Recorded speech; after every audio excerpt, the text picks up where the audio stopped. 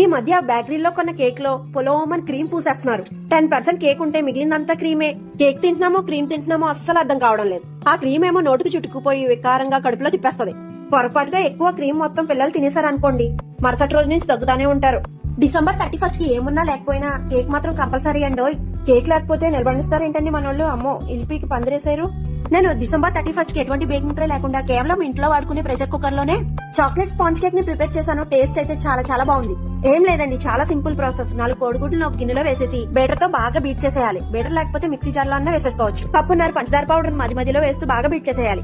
ఇప్పుడు ఒక జల్లెడ తీసుకుని 1/4 కప్పు మైదా, అలాగే 1/2 కప్ లో సగానికి కోకో పౌడర్ వేసుకోవాలి. కోకో పౌడర్ లేనట్లయితే మన ఇంట్లో వాడుకునే కాఫీ పౌడర్ అయినా యాడ్ చేసుకోవచ్చు. 1/2 స్పూన్ బేకింగ్ పౌడర్, అలాగే 1/2 స్పూన్ బేకింగ్ సోడా వేసేసి బాగా జల్లించి కట్ అండ్ ఫోల్డ్ మెథడ్ లో పిండిని బాగా కలిపేసుకోవాలి. ఇలా కాకపోయినా విస్కర్ తో ఒకే డైరెక్షన్ లో అన్నా కలుపుకోవచ్చు.